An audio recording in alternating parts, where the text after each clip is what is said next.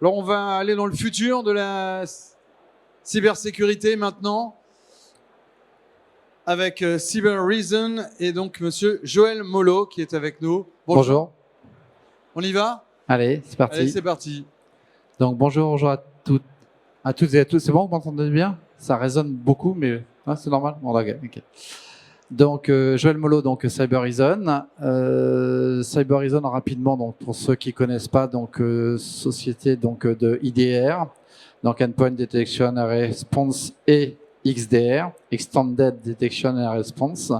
Donc en fait, on a été créé en 2012. On a mis 2 ans à développer une solution qui a été mature sur le marché en 2014 et on est maintenant présent dans un peu plus de 150 pays, 1300 personnes. En France, on a une équipe d'une 30aine de personnes maintenant et on a dépassé les 350, 400 clients en France maintenant. On a des clients de toute taille, donc ça va d'une centaine d'endpoints à plus de 220 000 endpoints, notre plus gros client en France. Au niveau mondial, on a même un client qui dépasse les 650 000 endpoints. On est sur tout type d'activité et tout type de vertical, donc banque, finance, assurance, industrie, public, etc.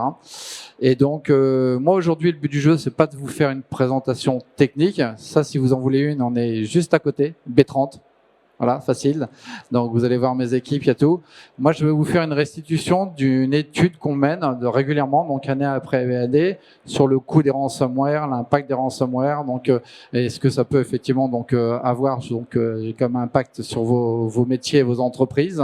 Donc, c'est la 2e année qu'on fait cette étude. Donc, on va rentrer dans le vif du sujet. Qu'est-ce qu'il me veut, lui? Non. Tac. Et on va rentrer dans le vif du sujet avec quelques chiffres très clairs et très parlants. Donc cette étude, elle sera mise à disposition, donc je pense la semaine prochaine. Donc on aura un article qui va apparaître, donc qui va remettre tout ça clairement. Mais en fait, la première question et le premier impact, c'est aujourd'hui quel est le nombre d'entreprises qui ont été impactées par un ransomware. Si je vous posais la question comme ça en France, vous diriez quoi? 10%, 20%, 30%, 50%? Il y en a un qui se jette? 40? Ah, qui dit mieux? On est aujourd'hui à 75% des entreprises en France qui ont été au moins impactées une fois par un ransomware, ce qui est quand même assez énorme. Donc clairement, la majorité le passe sous silence, c'est bien le souci, et malheureusement, il vaudrait mieux en parler pour qu'on fasse plus vite et mieux et en amont ce qu'il faut pour. Après, donc, il y a tout un autre chiffre là-dedans, mais ça, c'est un résumé un peu plus synthétique. On va rentrer sur quelques chiffres plus précis, parce que j'ai que de 10 minutes, entre guillemets. Donc, ça, c'est en fait l'impact que peut avoir donc aujourd'hui une cyberattaque. En fait, l'étude, elle a été faite sur un peu plus de 1500 entreprises, d'accord, un panel de global, donc États-Unis, France, Allemagne, Italie, UK, Japon et Emirates. Donc voilà, globalement, donc une entreprise assez forte. Donc en fait, il faut savoir que voilà, ça c'est des chiffres qui font mal, qui parlent, dont les gens n'ont pas conscience aujourd'hui. Donc 37% des entreprises qui ont eu un ransomware ont été obligées de licencier. Voilà, c'est aussi factuel, aussi simple que ça. La sanction, elle est quasi immédiate. Donc l'impact, il est souvent tellement énorme que ça finit par du licenciement. Ça finit aussi par des démissions. Donc les CISO, les C-level, donc autres qui ont été impactés se retrouvent donc à lâcher leur job et à partir. Donc en fait, et plus de 33% des entreprises qui ont été victimes d'un ransomware ont eu une activité suspendue plus ou moins longtemps. Donc on fait aussi partie dans notre métier donc de ce qu'on appelle de l'incidence response, c'est-à-dire quand vous êtes sous attaque, on vient vous aider. Un de nos plus gros clients aujourd'hui, donc quelqu'un qui s'est retrouvé comme ça sous attaque, ça a été pas loin d'1 mois et demi de service down, pendant lequel ils sont obligés de repartir à zéro. Parce qu'en fait, d'autres informations importantes aujourd'hui, c'est typiquement ce genre d'informations. Donc, pourquoi vous payez? Parce que c'est la première ensuite question. Est-ce que vous payez ou pas quand vous êtes sous attaque? Donc, je crois que l'ANSSI, maintenant, a dit clairement, ne payons pas. D'accord? Et moi, je vous confirme, et je vous dis, il vaut mieux ne pas payer. Pourquoi? Parce que même quand on paye pour se dire que 49% ont payé pour éviter de perdre de données, d'accord? 41% pour donc retrouver des sauvegardes et redémarrer, 27% pour retrouver des data, etc., etc. Mais à votre avis, combien d'entreprises qui ont payé leur première rançon ont été victimes d'une deuxième rançon? Les 3 quarts? Vous n'êtes pas loin, c'est 80%. 80% des entreprises qui ont payé se retrouvent attaquées. Et à votre avis, dans quel délai ils se retrouvent attaqués derrière? Dans moins d'une semaine, c'est 35%. Entre 3 et 4 semaines, c'est 80%. Et alors, ce qui est encore plus incroyable, c'est que 2 fois sur 3, le deuxième attaquant, c'est pas le même que le premier. Incroyable, d'accord? Donc, je pense qu'ils se parlent pas mal aussi derrière. Le dark web, ça marche bien, à mon avis. Donc, l'information, elle diffuse. Donc, vous faites attaquer une deuxième fois. Et autre chiffre, c'est que dans, je crois, c'est 49%, je sais plus si c'est un chiffre que j'ai après. Donc, on va voir ce qu'il y a derrière. Donc, de ceux qui ont payé, la deuxième rançon est plus élevée que la première. D'accord? Et j'ai des chiffres un peu plus précis juste pour la France. Excusez-moi parce que c'est tellement de chiffres que pour les reconnaître tous par cœur, c'est un peu compliqué. Donc, je vais prendre mon anti-sèche. Donc, mais si je prends la France précisément, en France, d'accord, 31% des entreprises ont payé au moins une fois dans ceux qu'on a convoqués, 60% 2 fois, et on en est même à certains, on en est à 10% qui en sont à la 3e, d'accord, 3 fois. Ça devient juste hallucinant. Donc après, la deuxième question, c'est donc comme on l'a dit tout à l'heure, donc dans quel délai ils ont été attaqués. Donc c'est ce qu'on avait dit. 67% en France, hein, ça c'est chez France. Les autres que j'ai dit tout à l'heure, c'était mondiaux. 65% dans les 7 jours, 25% dans les 2 à 3 semaines qui ont suivi. D'accord? Et la question première, c'est pourquoi on paye en général? C'est pour récupérer des données. Mais autre question, à votre avis, les données qu'on récupère, dans quel état elles sont? Ben, dans 65% des cas, elles sont corrompues. Donc vous n'en faites rien. Donc vous avez payé pour récupérer, pour redémarrer. 9 fois sur 10, vous ne redémarrez pas. Vous redémarrez avec des données pourries. Et après, vous vous faites retargeter. C'est violent quand même, hein? D'accord? Quels sont le type de données qui sont le plus souvent targetées? D'accord? Les données de santé, 27%. Les données personnelles, d'identification, carte bancaire, etc., 34%. Toutes les données sensibles, d'accord? Ça représente 54%. Et tout ce qui va être adresse IP, information sensible, c'est 30%. Voilà un petit peu tous les chiffres. Alors, c'est vrai que ça fait un petit peu peur tout ça. Et donc, parce qu'il me reste à peine 10 minutes, on va avancer. Qu'est-ce qu'on essaie de faire pour arranger, d'accord, pour sauvegarder? Ben, on revient à des basiques, hein, donc suivre les best practices, typiquement implémenter plusieurs facteurs d'identification, c'est la base, c'est basique. Implémenter, alors là j'ai un petit peu prêché pour ma paroisse, hein, une solution de type EDR. Aujourd'hui, il n'y a pas de débat. Je veux dire, enfin, je pense que je vous apprends plus rien. On est 3 ans en arrière, il fallait que j'explique ce que c'était EDR et qu'on avance comme ça. Je pense qu'aujourd'hui, tout le monde sait ce que c'est que de l'EDR ou d'XDR.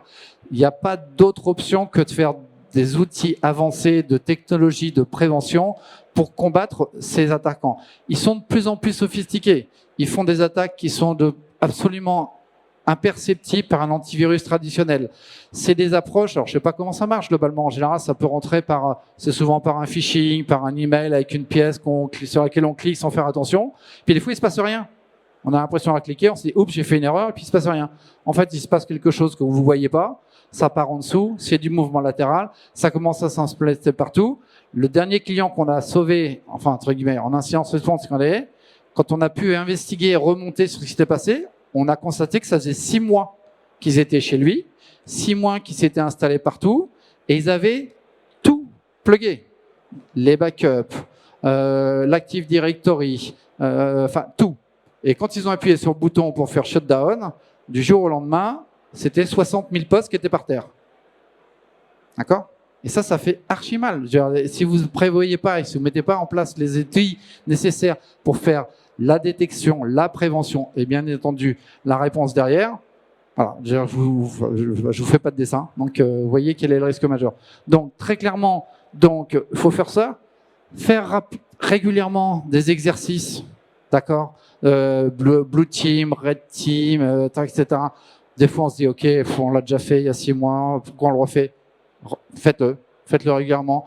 Tout ça, ça évolue, tout ça, ça change. J'ai un de nos clients l'autre fois qui m'appelle, il me fait purée, on vient de se prendre un truc là, super content, votre outil il a bien réagi, c'est parfait, ça s'est bien passé.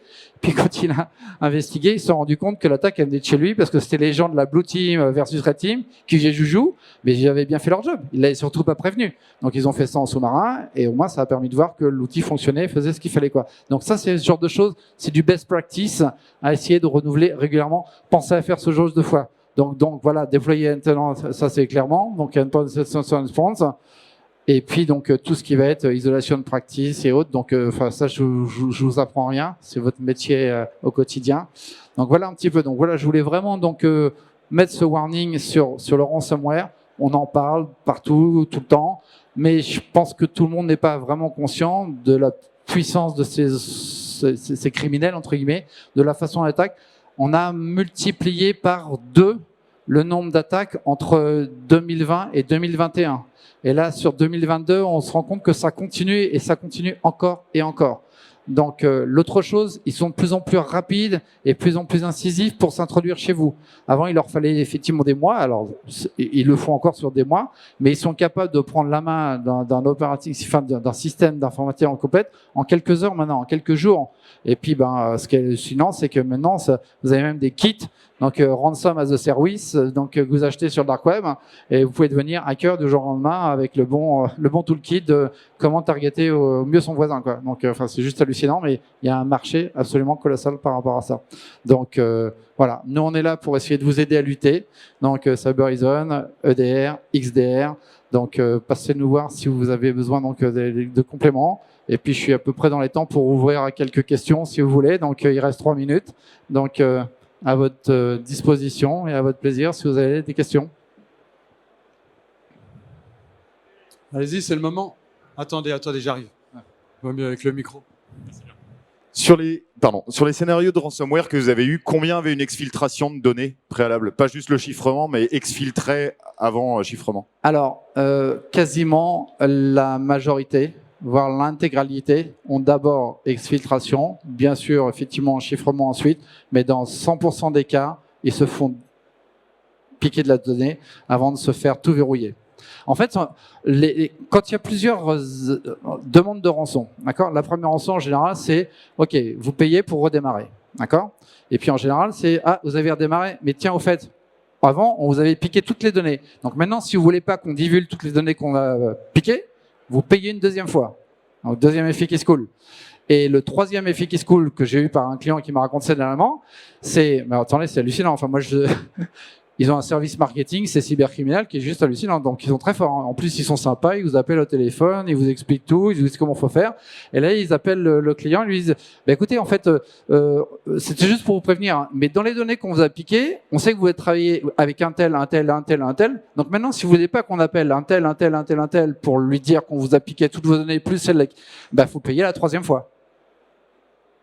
On marche sur la tête, quoi. Mais c'est hallucinant, quoi. Ces gens, ils ont une capacité de nuisance qui est colossale. Donc, il faut surtout pas les laisser entrer la première fois. Parce qu'une fois qu'ils ont mis le pied dedans, vous savez jamais ce qui peut se passer et jusqu'où ça peut aller, quoi. Donc, impact violent.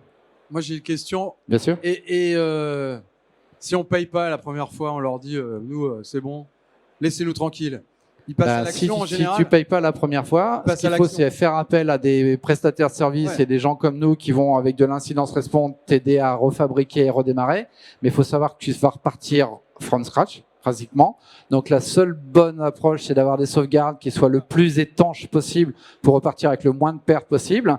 Mais vaut mieux, dans tous les cas, repartir presque de zéro qu'avec des données corrompues après avoir payé, sachant que tu as une chance sur 2 de repayer une deuxième fois et de te refaire plomber encore. Donc, ce qui veut dire que dans tous les cas, je paye pas, de toute façon, le mal, il est fait, quoi. Le mal, il est fait. Donc, à quoi ça sert de payer? Voilà. En fait, payer, c'est même donner le meilleur bâton pour se faire battre une deuxième fois. D'accord? C'est OK, je suis vulnérable, j'ai payé, open bar, tu reviens et tu recommences. Donc, finalement, vaut mieux payer, mais pour sa sécurité, quoi. Voilà. Très bonne transition, merci. Non, mais, les bons de commande, c'est là-bas. C'est vrai, donc il faut payer. Donc non, mais en fait voilà, il faut. Mais en fait, vous avez dû le vivre. Je sais pas qui. Alors qui parmi vous a subi une attaque est prêt à lever le doigt pour dire c'est arrivé chez moi? Moi, c'est arrivé chez moi. Si, oui. Ouais. Et- Enfin, et, bon, voilà. Ok. Donc, je sais pas si ça a été le cas chez vous, mais nous, certains de nos clients qui n'avaient pas le budget, qui hurlaient, qui se plaignaient, qui demandaient depuis des mois, voire des années, d'avoir un budget pour mettre en place un EDR, comme par hasard, le jour où ils sont plombés, l'argent il est tombé tout de suite. Hein. Mais c'est juste dommage, quoi. C'est juste dommage. Donc, en fait, c'est vos boss qui devraient être là à écouter ce que je raconte pour que eux ils imprègnent bien. Donc, il faut faire ce qu'il faut avant. Et il faut mieux, enfin, des fois crier avant d'avoir mal. Hein. Donc, souvent je dis l'inverse. Donc, ça sert à rien de crier avant d'avoir mal. Mais là, ça vaut le coup de crier avant d'avoir mal, quoi. C'est bon. Bien, C'est dans les temps. parfait. Merci. Merci beaucoup.